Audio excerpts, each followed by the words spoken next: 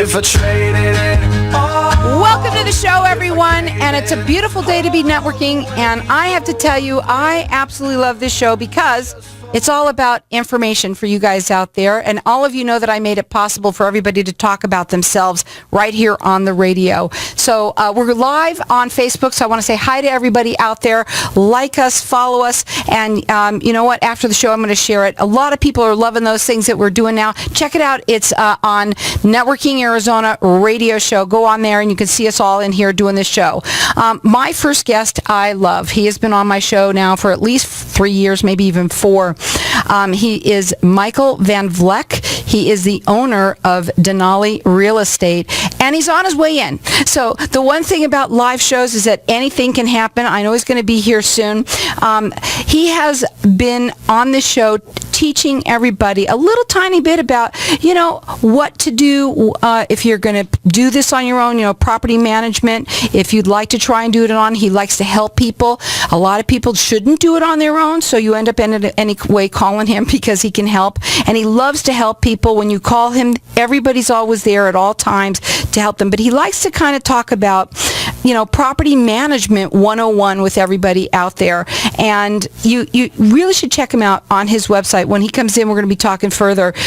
Michael is been doing this, I think, for 25 years, and the website is DenaliArizona.com. You can call his office at 480-626-4062. And what he loves to do is sort of talk about different things that you should know about your contracts, about what the fees of things that you may not realize, that you may not even should have to be paying. He likes to talk to you about being flexible, some of the guarantees that they do different. What they do is things differently than anybody else, and they work with people all over, and what he loves to do is he loves to educate the clients out there.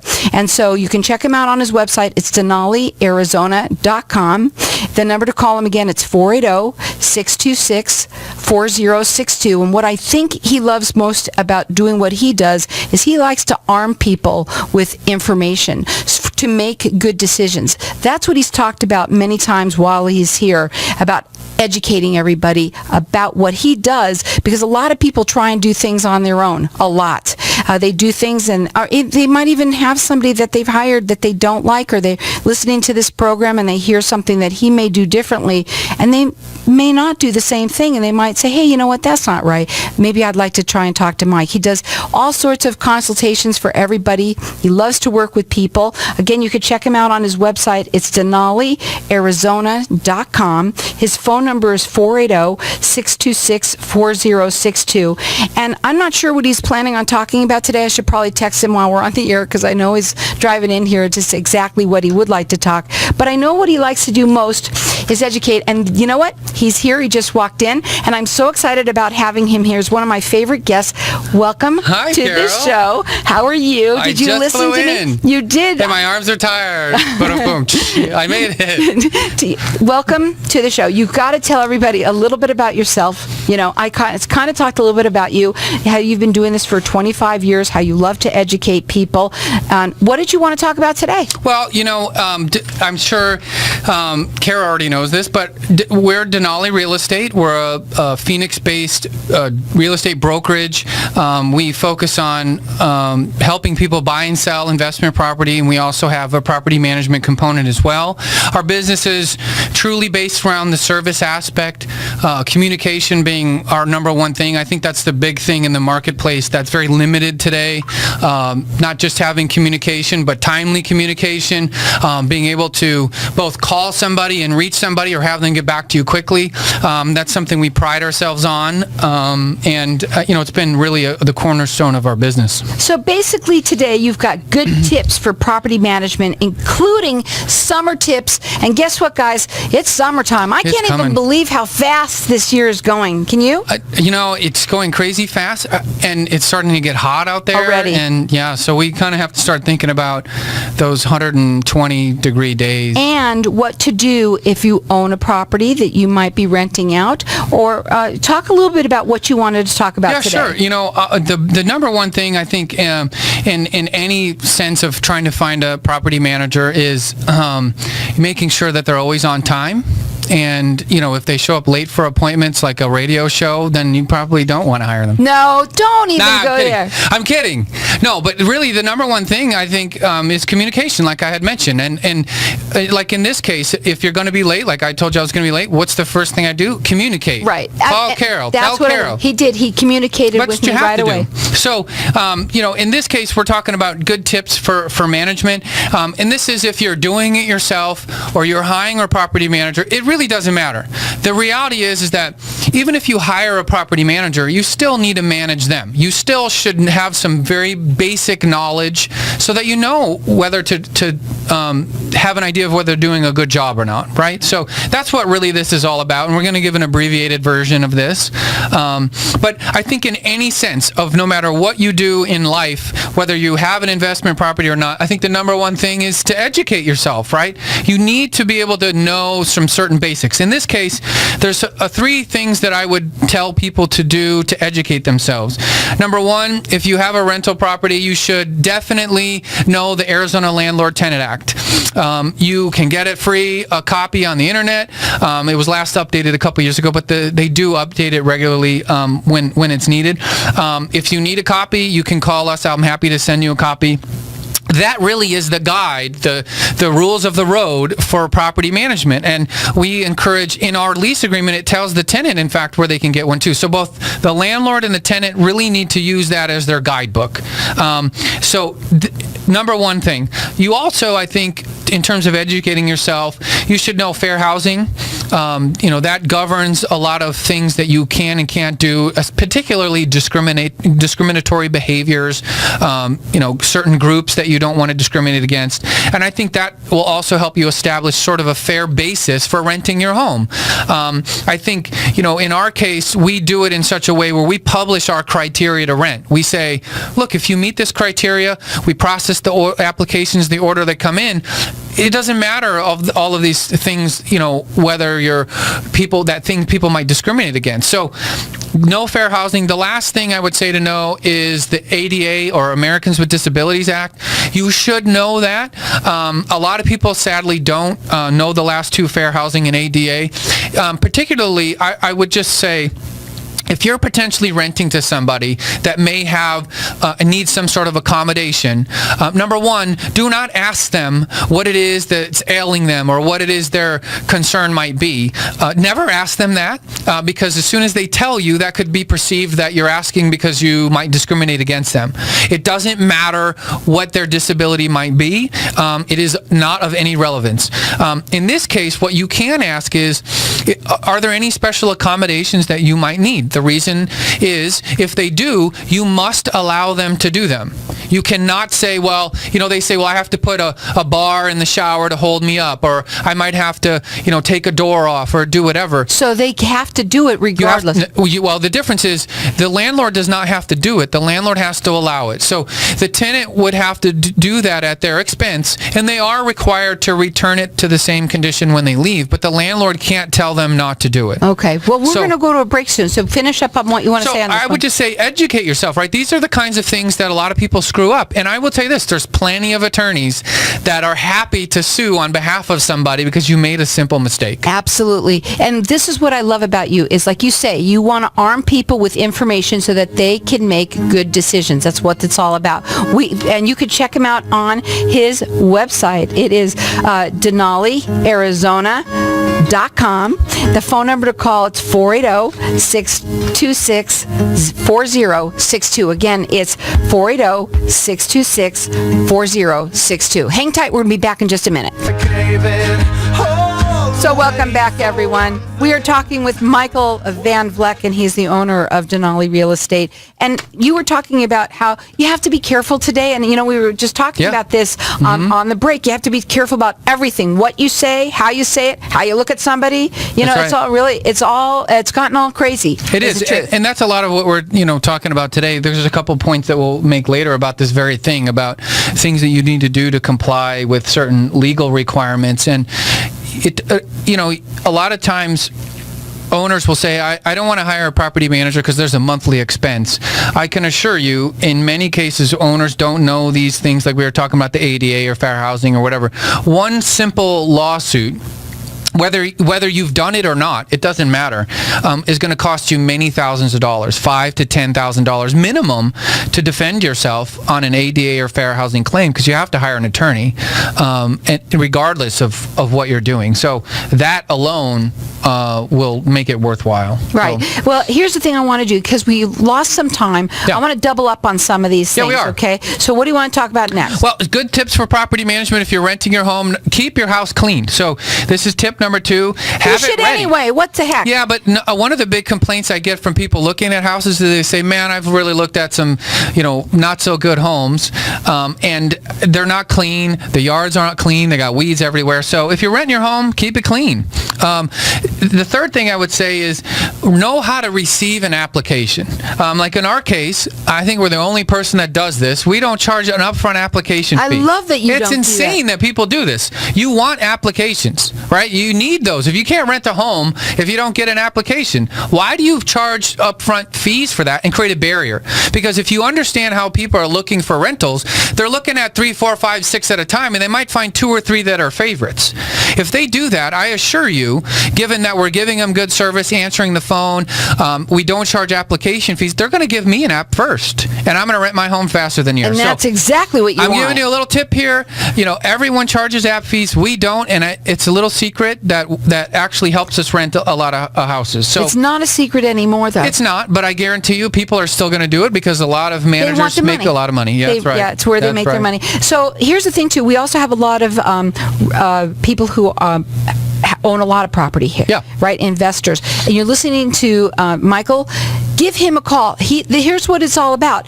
You want to have somebody who's a property management that is taking care of your property, making sure that it's rented and it is up to snuff. And that's what you're all about. Yeah, I got a call yesterday from a lady who listens to the show, and she said, look, I manage my own property. I hear your show. It looks great. But I have some questions that are kind of out of the ordinary, and I need some advice. So I think that's the crux of what we do here. I've had people that call, and I say, look, the point of this conversation is to give you information to help you make an informed decision, whatever that might be. If it leads us to working together, great. If it somehow means that someone else is better positioned to meet your needs, that's fine too. But if you don't get this information, you can't make that right informed decision. And that's really what this is about. Well, what's the next one? First of all, what I want to do is give out your information. I love talking about your website and your phone number because it's a perfect time. 480-626-4062, and the website is DenaliArizona.com. Yeah, another thing I would say is to have a good lease agreement. I think this is something where a lot of people miss. One of the issues is that they don't know what they should have in a lease agreement. Even when we get a property that an owner transitions from another management company, I always see those lease agreements, right? Because they're the lease agreement that's in place when we take a tenant. And in many cases, they're inadequate. There's standard forms that some real estate agents use, and in my experience, they're wholly inadequate to cover the owner over a wide array of different things that could happen.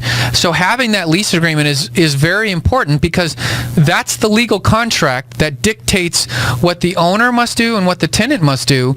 And if you're not covered, when certain things happen, you really don't have any recourse. Like, for example, in our lease agreement, all of our houses are non-smoking, right? Every single one. Well, the recourse in there is, number one, it's a $2,500 fine if we find you smoking in a house, plus the cost of returning it back to normal. So I don't see that anywhere. I see where it might say, well, it's non-smoking, but there's no penalty or recourse of what would need to happen. We're also one of the only managers that I've seen that prohibits the use of medical marijuana. Now, it's legal in the state for people that have a card or whatever, but the reality is that at the federal level and through HUD, it's prohibited. So it's still considered a controlled substance. So we don't allow that in our rental homes. That's something that we have in our lease specifically to protect our owners. So unbelievable that you are so meticulous about all these different things. Who would ever think that? But Correct, you right? have. We have things in our lease like and this is a little tip too, you cannot do a service-based business at the home where people are coming to and from the house to either pick up or drop off or collect things, or where you're storing specific inventory. You also can't be a mechanic and work on your cars or cars for other people in the garage or in the driveway or things like that. Things that you might not think about that actually can, from the perspective of people trying to run a business, people will try to do that from the house. It creates a tremendous amount of traffic. Then the neighbors think that they're running drugs or doing something because of all this. Well, what's really nice to know is that when you rent a house from you, number one, if you rent one from you, that you know that you're getting somebody who really wants to keep their places nice. That's right. It's all about that. And if you are using Michael as your property management company, you've got somebody who is on top of it to make sure that they're not only up to snuff, but everything is in line, clean, and it's all. I think that's awesome. It is about process. So having these things and having things in place for when these things come up that you're not expecting to know, and it's really about having a practical way to solve this problem in a way that's the least obtrusive for the owner and the tenant, but it's reasonable and it gets the job done. And I think that's the important thing. I just thought in my mind about this. It's pride of ownership, but it's not yours, right? Maybe you have some of them that are, but when you're working for somebody else, you're managing their property for them, you take it on as if it's your own. Absolutely. And I think the framework about the way that we do our business, it structures it so that our interests are aligned with the owners. So we're on the same page. We don't get paid if they're not making money.